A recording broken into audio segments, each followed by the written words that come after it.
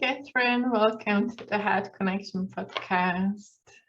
Hi, Pavlina. Thank you so much for having me today. So excited for this conversation. Thank you so much for coming. I'm so excited that you are here. And to begin, would you mind saying who's Kathryn Sullivan? Let's start with that.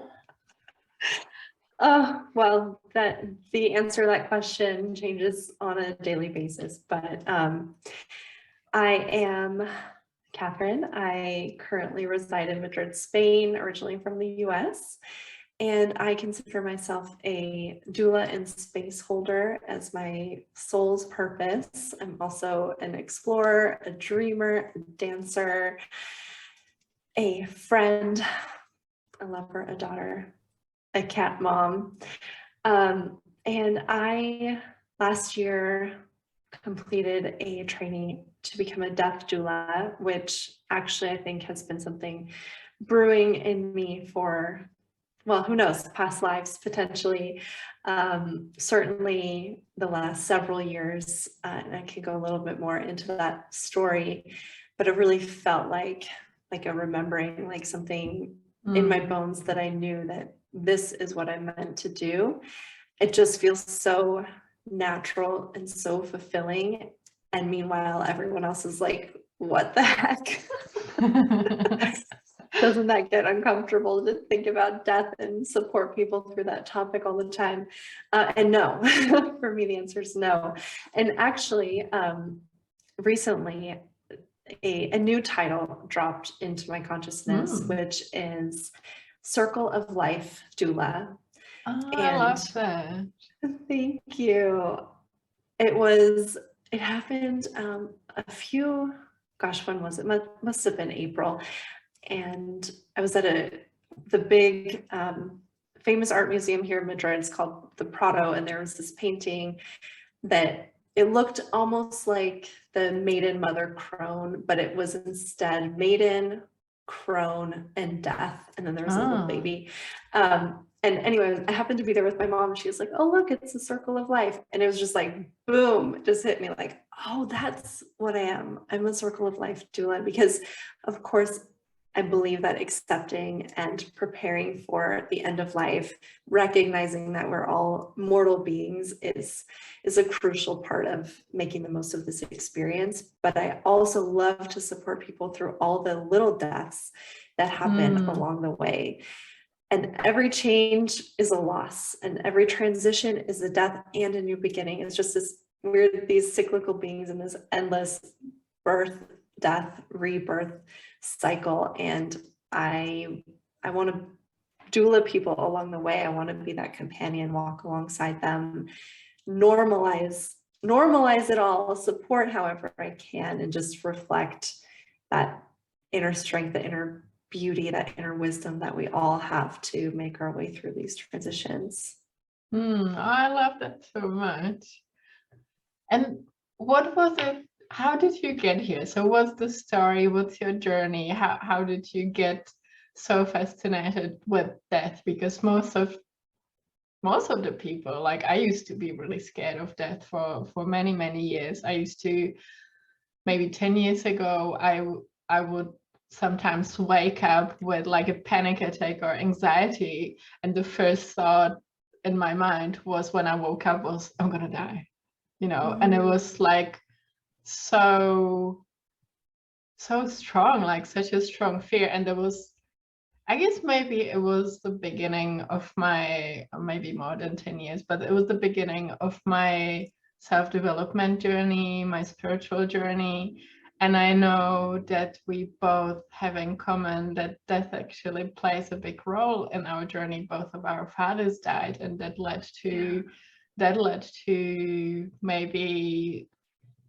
us to getting onto the spiritual journey and discovering like what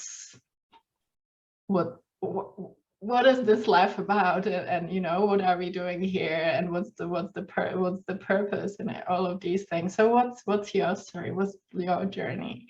Yeah, absolutely. I think, like most children, you know, we kind of come from this other world, and we have this wonder about who we are, where we came from. I remember when I was a little girl looking up at the sky and just being like, wait, what are we doing? We're on this like flying rock in the middle of nowhere with all these stars. Like, what's happening? And then I remember having this like recurring daydream where I would kind of like wake up and I'd be a baby again, and like my whole life had been a dream. And so I had that spiritual inclination, but then the culture, the society just sort of like didn't allow me to dwell on that as I grew up. And, you know, the focus was excel in school and then get a great job and then go back to school and get an even better job. And I definitely fell into that pattern. But at the time it was okay. It was sufficiently fulfilling. And I think a big reason for that is because of my dad. I was sort of following in his footsteps, certainly taking the steps to make him proud. My mom as well, but I was in the healthcare field and he was a physician. And then very suddenly he died nearly 10 years ago. And that was a huge wake-up call on so many fronts. And before it even hit me that the career I was in, the life I was leading wasn't really mine, it hit me that, you know, these bodies that we're in are just temporary, and that they don't even, you know, they're houses for the soul, and that's it. And it's not unusual to have this experience. But when I saw my father's body after he died, it was just this awareness, this knowing that, oh, that's not my dad. Like it was missing that vital life force. And that's when I realized, okay, there's something else happening here. And it took me many years of, you know, going in and out of the spiritual journey. And along that path, I realized that what had been fulfilling for me work-wise was no longer fulfilling because I didn't have my dad there to share it with.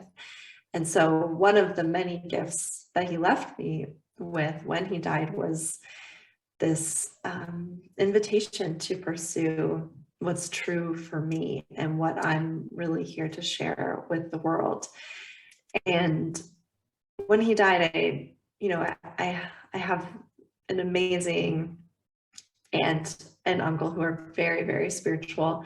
And they gave me a book about a near-death experience, and I just was not ready to read that yet, or to understand that yet, about someone who nearly died but come back. And I kind of like hid it in a bookshelf and never looked at it again. I was like, that person didn't die. They don't know what they're talking about. But over time, as I moved through the grief and became a bit more open and more curious, and, you know, other books found their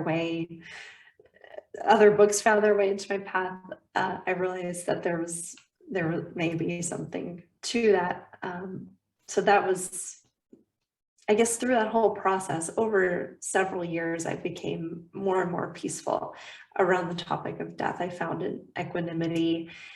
And then one day, it was in 2020, I stumbled across an interview with a woman named Elua Arthur, who's a death doula in the US.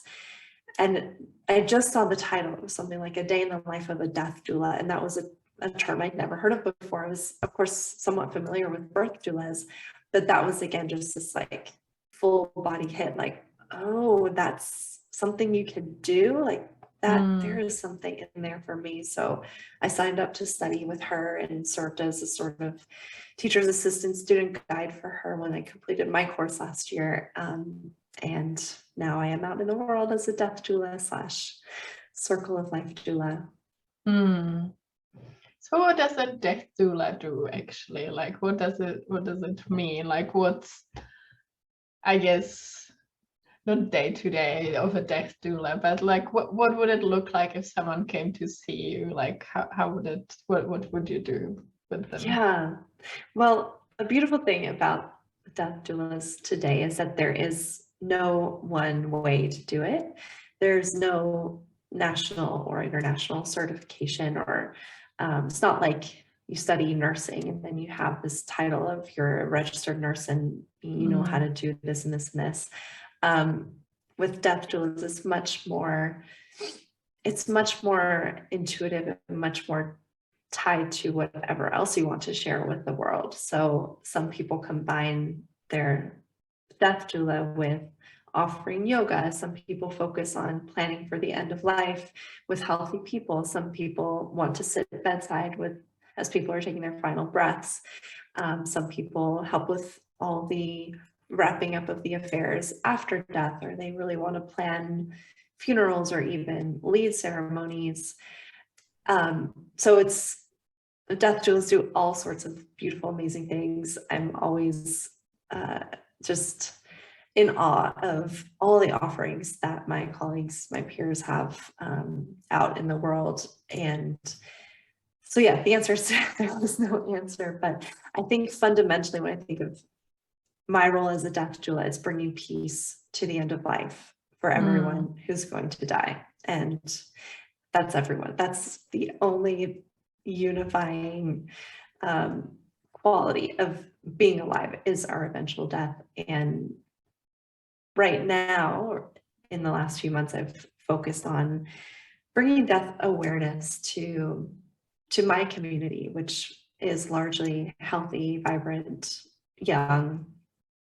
Just this awareness that I've come to, that really the death of my dad brought me to, was just like, wait a minute, you know, he died quite suddenly. He wasn't even 60 years old. He hadn't reached his retirement, and I was like, oh, you know, nothing. We can't take anything for granted. You know, it's unlikely that any of us is going to die tomorrow, but we really don't know. So why are we living in a way that's so unsatisfactory, that's so misaligned with who we want to be and what we want to experience in this world? And it also just being aware that, you know, this isn't going to last forever. Like the sunshine that I can feel on my skin, or the trees that I can see out my window, or the delicious salad that I made myself for lunch. Just enjoying the like very sensual parts of existence.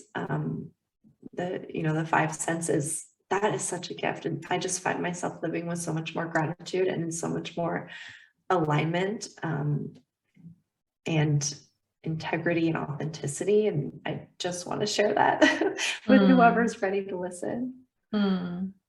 No, I found it beautiful that you focus on this topic, because we're not used to hearing about death, right? Like in the Western culture, I mean, my father died about 8 years ago now, and since in the last couple of years, 3 of my grandparents died. And I mean, here or in like the Western world, you know, like we're not used to actually seeing death, or we don't talk about it. It's like it feels almost like some taboo or something hidden. I know, like in other cultures, they actually celebrate death and they celebrate their ancestors, and it's beautiful that you are bringing this topic to life. And so what would you say? Oh, I would maybe be interested in hearing what your inner voice has to say about death. What does it mean to die? Or, you know, like you mentioned when you witnessed your father when he transitioned, like you said that something like that, it wasn't him, the body that was left, right? So what happens? What happens when we die? Oh goodness, that's the question. In the past, when I've asked my inner voice, I've just been shown this vast scene. I think because I'm familiar with the night sky, that's what I saw. And it was just this sense of reuniting into something that my inner voice called the one, that we are just, you know, we separate to have these experiences on earth, our consciousness, and then following death, our consciousness doesn't go anywhere. I mean, it doesn't disappear. It just rejoins this greater force or source, or it's not even a collection because there aren't distinguished parts. It's just one floating spirit in the sky is how my mind is able to translate the sensations, the feelings that I've gotten. But I also want to say that that's what my inner voice shares with me. I'm not saying that that is what happened. I have no idea what happens, and I equally respect everyone's beliefs. I think the most important thing is to spend time sitting with death and thinking through your beliefs, and whether that's earth-based spirituality, whether it's one of the main religions on earth today, whether it's this belief in the universe, everything is one, or whether you believe that, you know, nothing happens at all, that when we die, and that's it, lights out. I think the most important thing to reach a sense of peace and tranquility is to get clear on what you believe. And then I'll also say that when you do get clear, say you get clear today, and then decades from now, you're on your deathbed, you may very well change your mind, and that's totally fine too. A big part of what I share is that we are ever changing, ever evolving, cyclical beings, and we're not going to be the same today as we are on our deathbed, for sure. And just accepting who we are and what we believe along the entire spectrum of life is the most important thing. But if you want to get more into the inner voice, I'd love to either go into mine, or I can help you go into yours. Does that sound fun? That sounds fun. Yeah, either way, I'm game. Yeah. I can hold space for your inner voice if you want to drop in. Okay. Maybe we could just say that we are both inner voice facilitators, so we are familiar, and my audience is familiar with inner voice work. So yeah, maybe it won't be as easy for everyone to connect to their inner voice, but yeah, so let's say that before we get into it. Yeah, and I would say for anyone who wants to try this at home, you're so welcome. There's nothing to be scared of. And as I'm sure Pavlina has shared in the past, just find a quiet spot and take some deep breaths, and just pose the question, see what happens or doesn't happen. Of course, facilitators help get you deep into your inner voice as well if you're unfamiliar with it. But I think we all have access to the peace and that deep inner wisdom without any special training. But definitely. Just what I wanted to say, that maybe for someone who's never connected, it might take a bit longer, rather than maybe when you or me drop into our inner voices, we can connect quite quickly. So that's why I wanted to mention that. Yeah, absolutely. And another thing that comes up when I work with inner voice clients on this topic is a lot of beanbags, a lot of trapped emotions, stuck energy that I help them work through and release. And sometimes the entire session together will be a release, and that's exactly what was needed. But yeah, we've both done a lot of releasing to help us get into the inner voice more quickly. Okay, let's do it. All right. Let your awareness, your attention sink down into the body.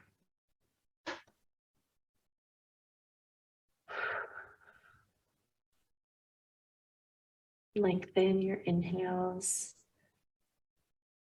Lengthen your exhales through the mouth.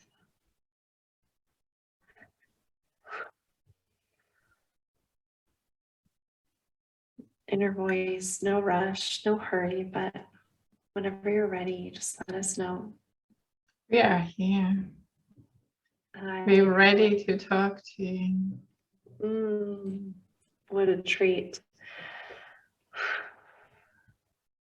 inner voice, now that you're here, now that you're ready, you know this topic that we're discussing today.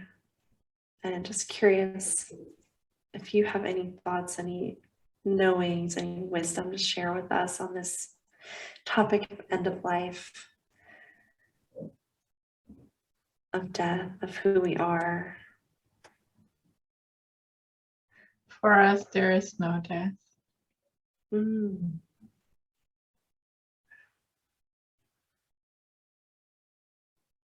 The body might die, but the spirit never dies. The soul never dies.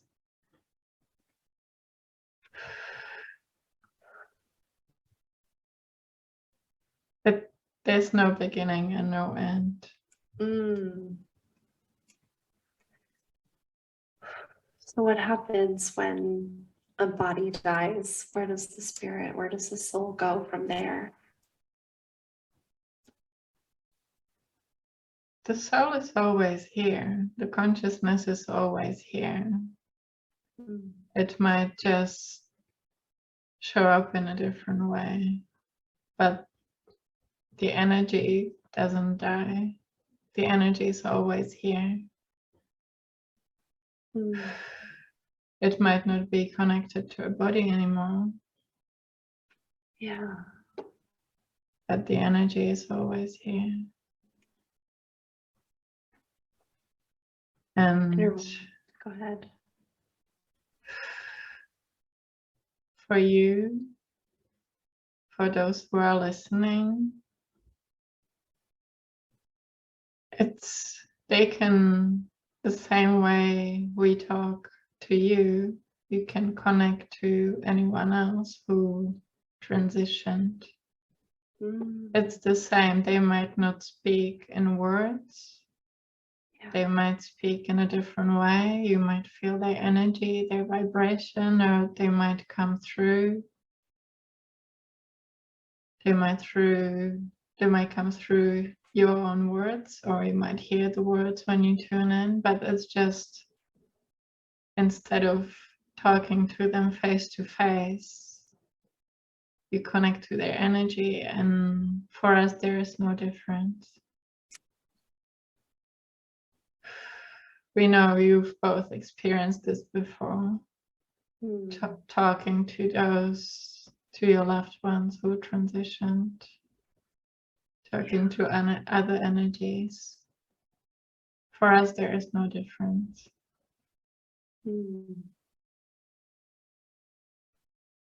Your voice, are you scared of the day that Pavlina's body dies? No. No. No, fear is a human emotion. We don't experience fear. Where we are, there is only love. There is no fear. Beautiful. In your voice, does Pavlina's mind have any fears around the end of life of herself or anyone around her?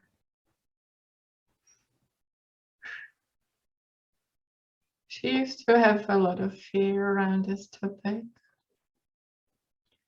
Not as much anymore. The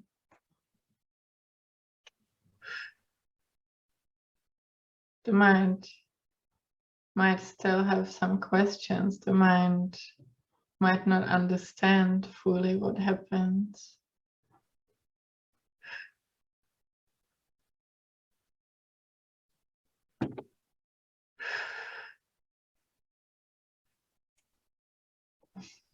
The mind is trying to control the conversation right now. Oh, thank you, mind.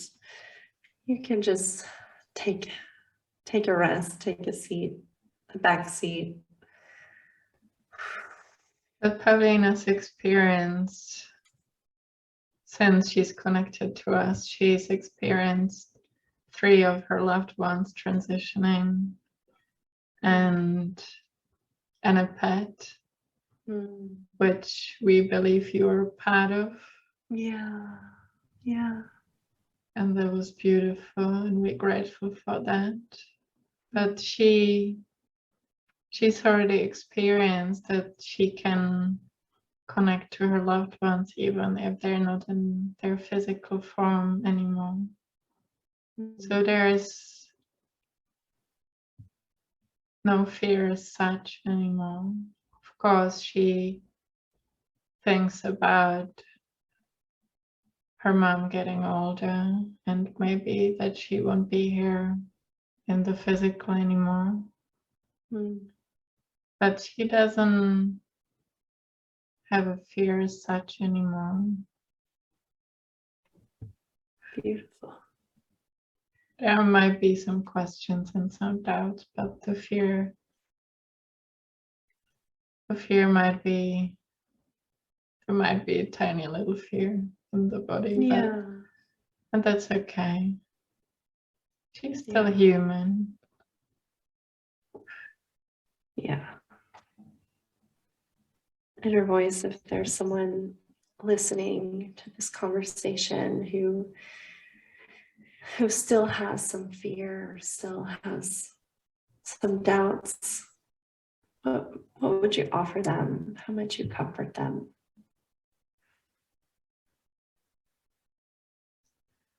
We would invite them to close their eyes and breathe and drop down into their heart. Right now, if anyone's listening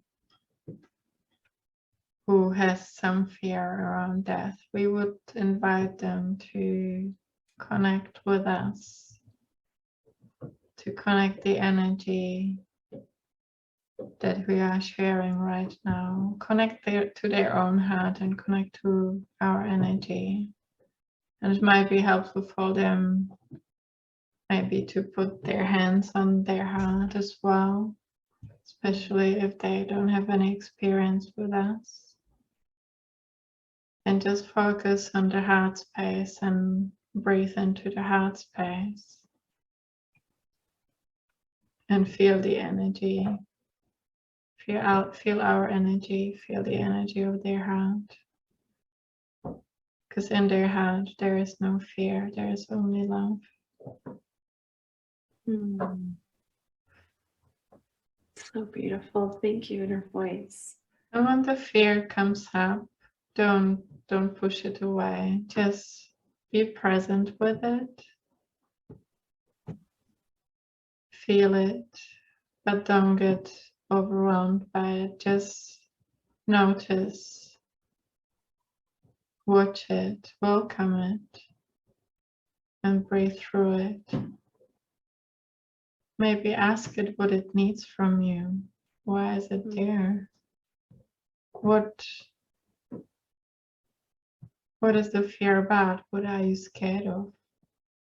And most people aren't really scared of death. They are scared. The mind is scared of the unknown. The mind doesn't really comprehend what it means. Because you don't know what will happen.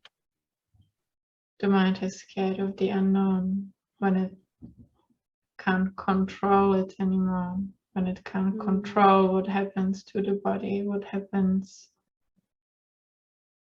to the mind. The mind is scared of not existing anymore. But the mind's not in control. If it's not the mind, then who is in control? We would say the mind is just a tool, a beautiful tool of living in the physical world, but who's in control? We would say it's not about control, because you don't need to control anything. Yeah. What we would like to say is where we are, when you connect to us, when you connect to source, to the divine, to the universe. There is no need to control anything. There is just being with what is, being in connection, being in unity.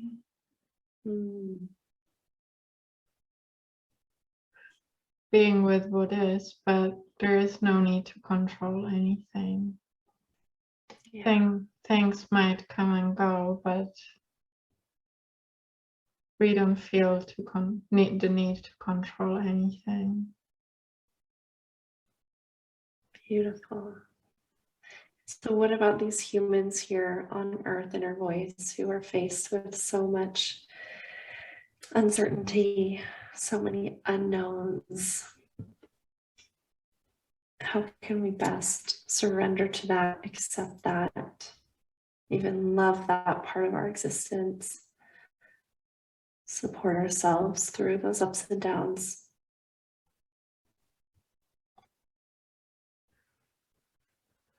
We would just say, whenever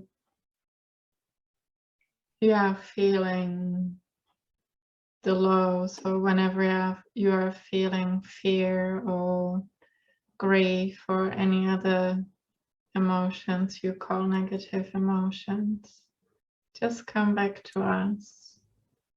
Come back to us, come back within, connect within.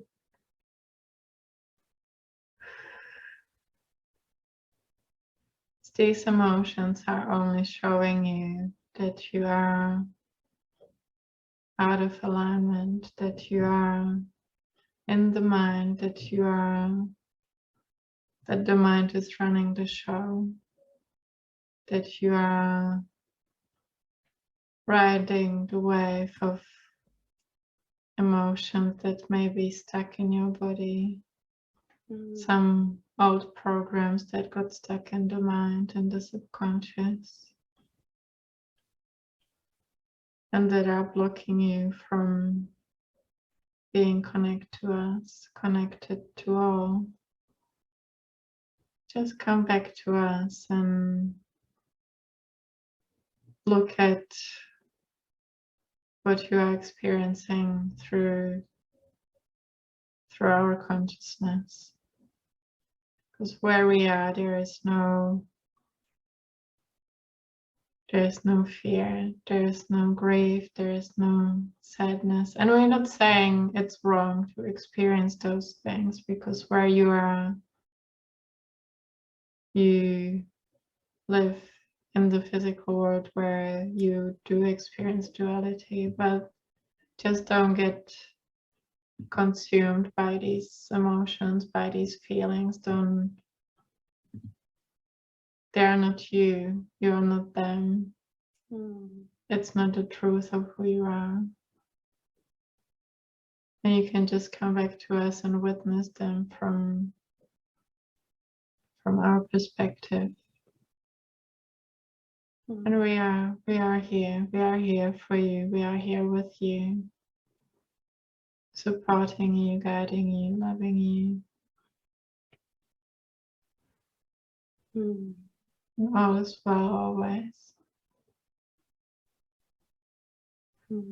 Thank you so much, Inner Voice.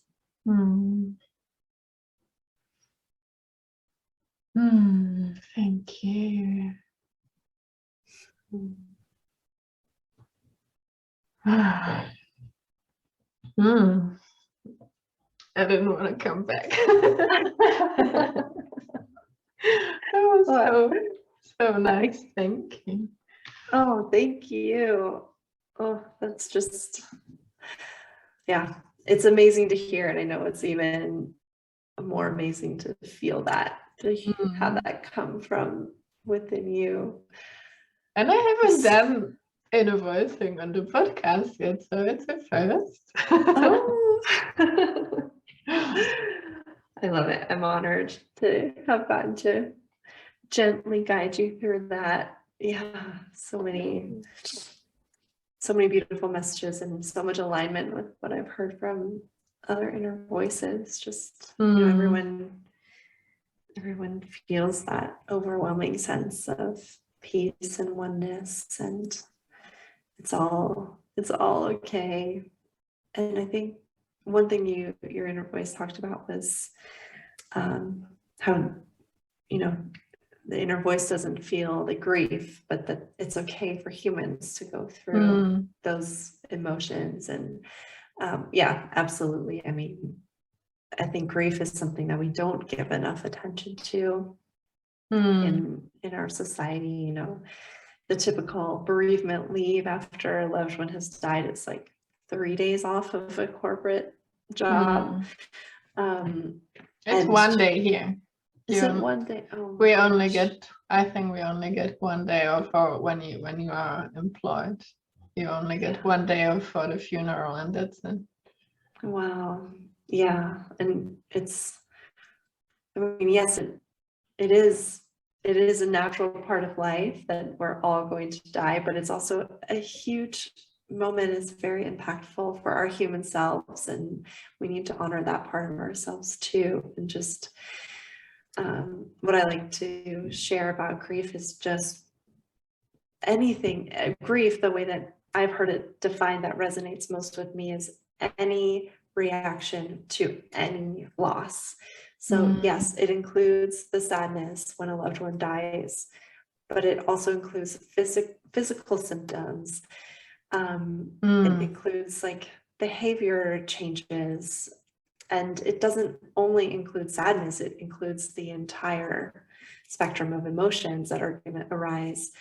And it's not just when someone dies, it's when any change happens. You know, I shared before we started recording, I have a new boyfriend, and I experienced grief when I left my single life behind and started a relationship. Even though I was 100% wanting to make that change, there's still a loss that accompanies every change and transition, and it's okay to feel that grief. It's in fact very important to give yourself that space. And I love making little rituals for myself for the tiniest things, just to really acknowledge that this human existence is not always easy, and we're constantly going through new things, and just to pause for a moment in that liminal space, and then be able to step forward into the new iteration of our lives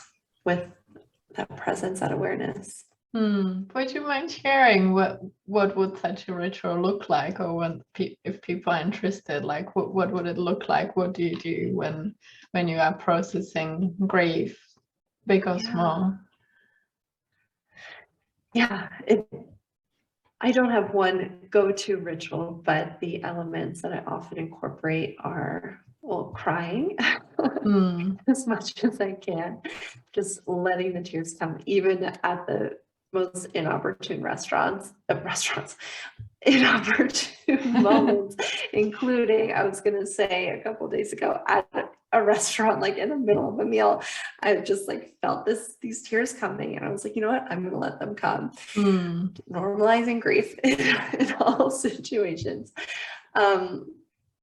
And yeah, having space helped for me, having someone facilitate an emotional release. If I have that accessible to me, moving my body in different ways helps a lot. I mean, you can turn your morning run into a ritual, or just going for a walk. Dancing is something I love to do, and have playlists for the entire range of my emotions, just like no one's watching. Even if people are watching, I dance as though no one's watching, which is kind of embarrassing to some people that I'm close to, that I would just go to a park with my headphones on and just dance. But I did that recently, and it's actually quite liberating. It is so liberating, yes. And then more, I don't know, maybe traditional, in quotes, types of rituals, incorporating the elements. lighting candles, Mm. burning juniper, just for the smudging, the smoke cleansing. I love working with my tarot decks. That is very supportive too. But it can be just so simple. Just turn on a song, turn the lights off, light a candle, let your body lead you through whatever movements or whatever emotions want to come up, and just that it can be as simple as that. I was just thinking, because you talked about how we are cyclical beings, and I know for me, the more I connect to my inner voice, my body, and everything, the more I'm realizing how important it is every month during my moon cycle to make space for these things, because it's like a small death, right? We are experiencing so much, and it's so important to make space ideally during the bleed, to process what's been happening during the month and let it pretty much die, right? Or let it leave the body, and whatever it means to cry, to journal, to do whatever it is. It's been quite profound for me to do this. And lately, I was curious if you have any experience with this. Lately, I've been called, that's actually what my inner voice showed me, or what came up during one of my past live sessions, because I do work, like one of the modalities I use is past life work as well. And I got shown in one of these sessions to actually give the menstrual blood back to the earth, and it's part of connecting to the cycle of life and connecting to the earth, and it's because we are part of the earth, we are connected to everything, to nature. And this was so interesting for me, and something I'm still like incorporating slowly and learning to work with. Have you got much experience with these kinds of things? I have not done that particular practice, but I've heard it and I find it absolutely beautiful.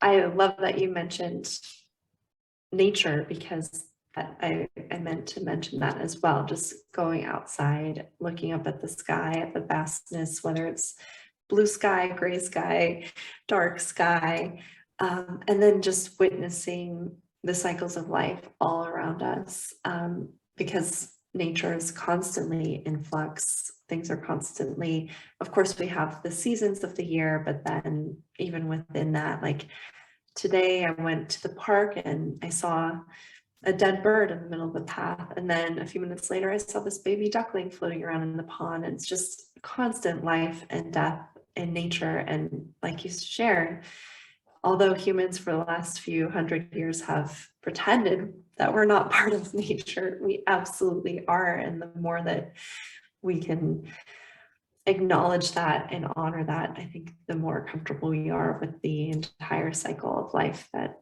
we go through as well. But I love the moon magic type of rituals for women who menstruate. Those are all super powerful too, and such an important time of the month that is, again, not given proper attention to. I at one point worked in South Korea, and I believe it's a government policy that women can take one day off of work for their menstrual cycle. Of course, no one did, because the business culture in Korea is absolutely horrendous, especially for women. There was so much shame around that. But as an expat, I took advantage of it, and I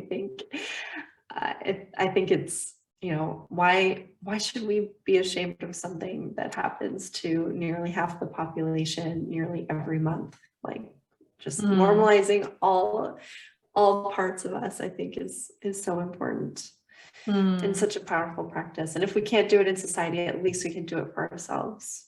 Yeah. I've been a long student of yoga, and I know in India, I don't know if it happens in every part or just in the yoga community, but I know that in India, women aren't even supposed to do housework when they're bleeding, and the husbands have to take over cooking and cleaning and everything, while the women take time off and go within and just take care of themselves, which I found quite beautiful. Oh yeah, that is beautiful. I haven't spent much time in India, but I remember kind of feeling the opposite way, that there was a temple that we were going to visit, and if you're a woman menstruating, you weren't supposed to go into the temple because you were considered unclean. Okay. And maybe it's related, but I was turned off by that. But I think giving women that time to rest is really beautiful. I've actually never been to India, and this is just what one of my teachers taught me. So maybe it's different in India, and it was just translated in this way. I don't know, but India's a very vast, diverse country. So one temple that I went to probably isn't fully representative, but yeah, and many other cultures honor and acknowledge the women's cycle as well. I remember reading about Orthodox Judaism and how men and women aren't meant to even sleep in the same bed during that time. I actually find the history behind it beautiful, that women need this time to themselves to rejuvenate and to rest. Yeah. I was just to maybe move on from this topic.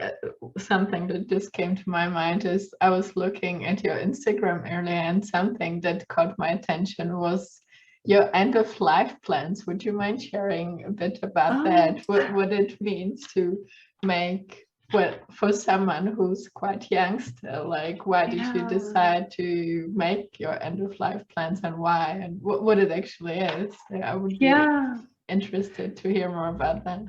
Yeah, of course. Well, the reason I decided to make my end of life plans is because essentially I want to help other people make them as well. So I need to go through the whole process myself. But I believe that, as I mentioned in my post, that the right time to make your end of life plans is as soon as you're ready to do so. And the earlier, the better.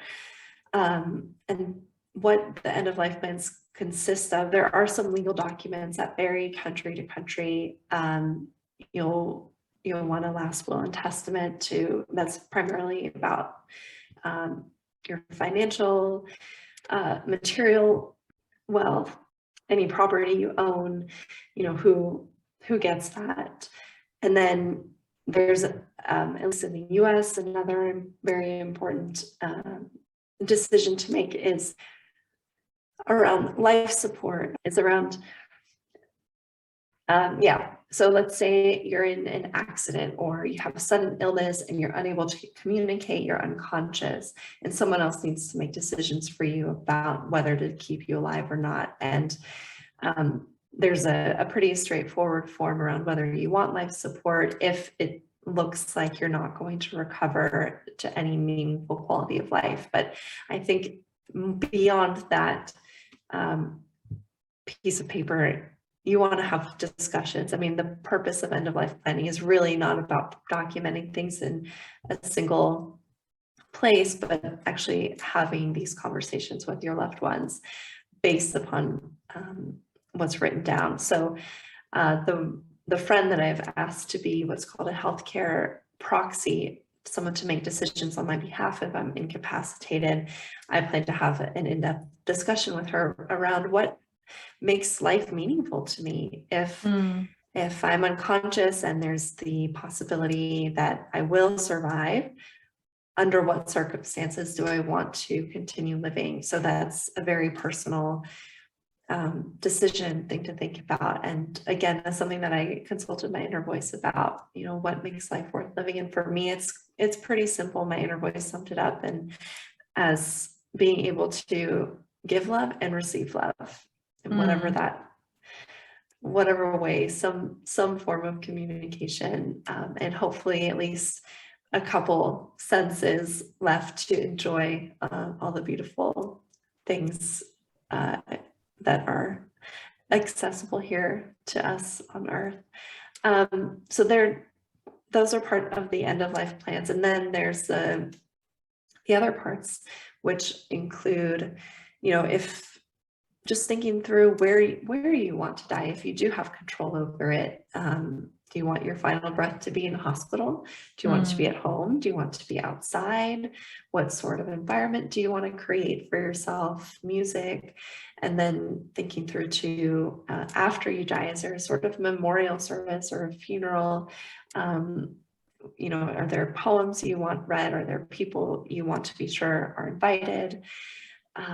What do you want to be done with your body? There are a lot of not a lot, but several options. There's burial, there's what's called green burial. There's of course cremation, there's aquamation, there's recomposition, which is essentially turning your body into soil. So many options to think of there. And then with everything else, what do I want to be done with my jewelry? Who do I want that to go to? What about all my digital life, all my passwords and my accounts, and all the practical things that if I were to die suddenly and hadn't been able to sort of close things down in advance, I want to make that as easy as possible for the people who survived me so that they can focus on their grief. Because they're going to be very sad that I'm gone. But really, I do view it as a gift, and also just a gift to myself as well, just taking this load off, knowing that when I die, everything is going to be taken care of for the people that I love who are left behind. And I feel like once that is in place, people, it's silly, but it is an energetic shift that, okay, I'm ready for death. Now I can focus 100% on life. So that's a big advantage too. And again, who knows how long I will live? Hopefully it's for a long time. But having a draft in place and then being able to edit that draft every year, just reading through it. I'll probably choose to do so on or around my birthday every year. Just, is everything still up to date? Any changes I want to make? And it's so much easier than, one day sitting in the doctor's office, finding out I have terminal cancer, and then being like, oh my gosh, I have to figure all this stuff out, write everything down. And my mind is not going to be in the right place at that point. But it's not an easy thing to do. I consider myself quite comfortable with this topic, and yet confronting head on my own end of life is still daunting. And that's totally normal. And just like I said, whenever you're ready for it, doesn't mean it's going to be easy, doesn't mean you're going to fly through the whole process, because it's still going to bring up a lot of things emotionally. But when you're ready to go through that process, I guess is the right time to work on end of life plans. How does it help you with living in the present? I have this knowing now, this understanding that my life isn't going to last forever, and the only time that I'm guaranteed is this moment right here. And that's nothing new. That's something that we can achieve through meditation. But for me, the most powerful way to really snap back into things and stop worrying about the future is just like, one day this is all going to end. As my doula teacher puts it, we're all just going to turn into worm food. So just make the most of this moment, and don't overthink things. Don't worry about don't worry about problems that don't exist yet, which my mind loves to do. Yeah, so just having that sense of gratitude lets me delight in the earthly pleasures even more, knowing that it's all temporary. Mm. One other thing you talked about on your Instagram was legacy.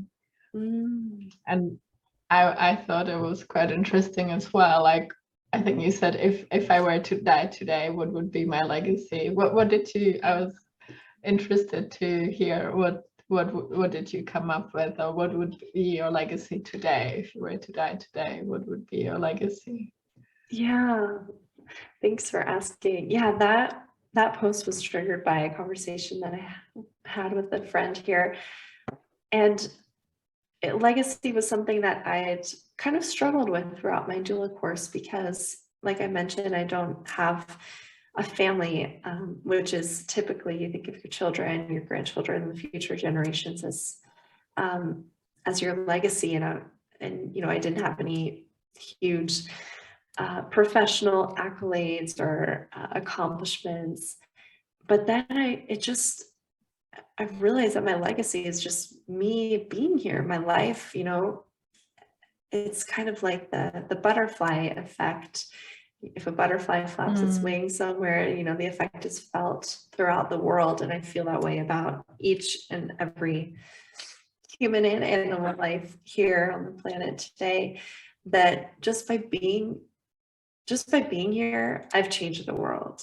And in my lifetime, I probably won't understand how, and maybe it will never be pieced together, but I find a lot of comfort in that, and that the best way that I can contribute to life and to the future generations is just to be me, just to accept me, embrace me, listen to my inner voice, and act on that above all else.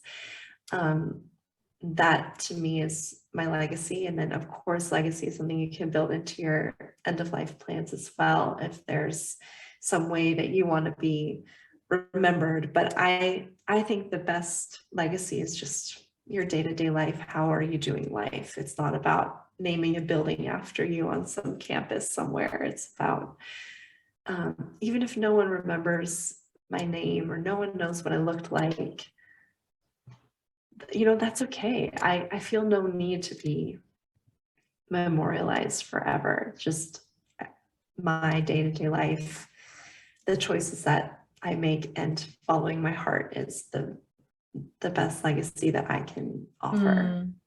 Oh, I love that. Thank you.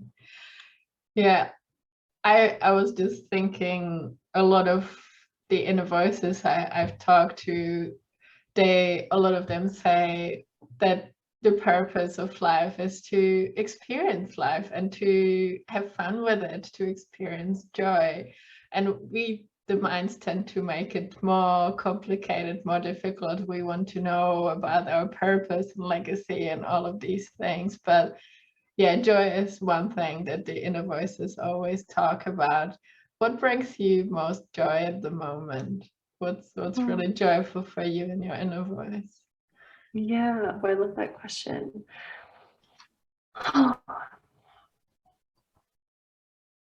My inner voice is loving just being as present to the human experience as possible.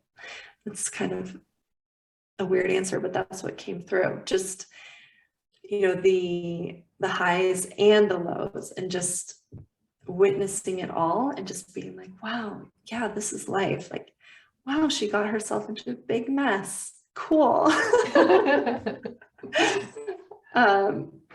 Yeah, or just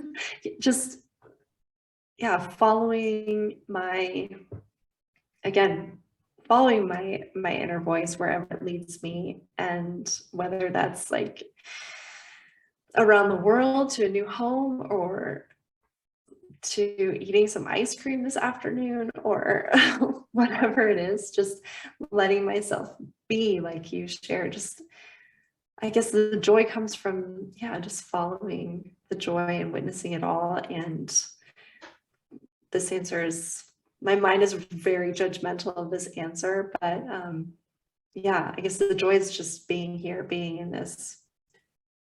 An author I love put it, this messy miracle of being here. Yeah, that's what I find the joy. Oh, I love that. Thank you. Yeah, is there, I was wondering, maybe because this podcast is called the Heart Connection Podcast, is there anything to wrap up with that you would like to share from the heart, or is there anything your inner voice would like to share to wrap up with? Is anything coming through right now?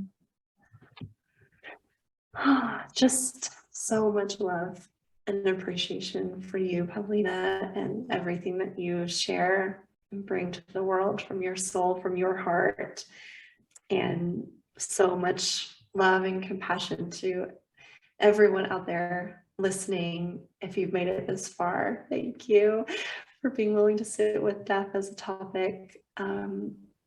Yeah, and I would just say the more you can sit with death, the more joy and the more gratitude and the more delight I believe that you will find in your day-to-day.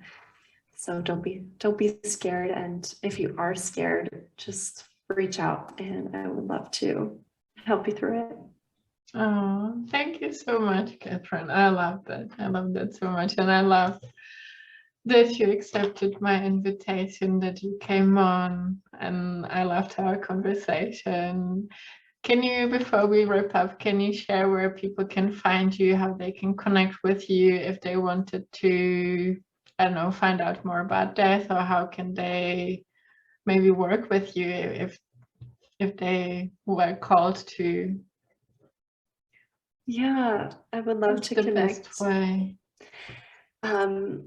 Instagram right now is the best place to follow me, which you can leave the link. It's Kathryn _Sullivan. And there, I believe I have a link to my newsletter. I send it out about every 4 to 6 weeks, and any offering will definitely be in there. And if you'd like, I also have a free 7-day email series called Memento Mori Minutes, and it's designed to provide you with 5 minutes of contemplation around the topic of death, end of life, over the course of a week. So if you are interested in that, I can send you the link as well. Just ask for it. Really proud or we of that can little program. include it in the show notes as well. Oh yeah, perfect. Yeah. That would be perfect. Yeah. So yeah, I'm excited to share more about this and create programs, offerings, workshops, and classes around all of these topics and more. So would love to have you if you feel called to follow along. Oh, I love that. Thank you so much. And you also have a podcast, don't you? Or is it? It's on hold at the moment. Okay. Yeah, but I've been getting some nudges, maybe bring it back, maybe tweak it a little bit. But if you want to completely switch gears, it's called There She Goes Solo Travel, and it's all about empowering women to travel the world alone, which is another big passion of mine. Of course, the inner voice is a part of it too. Maybe we can talk about it next time. Yeah. Oh, okay. Thank you so much for being here, Kathryn, to coming to the Heart Connection podcast. I loved our conversation so much, and I'm excited maybe for the next time. Me too. I would love that. Thank you so much, Pavlina. Thank you.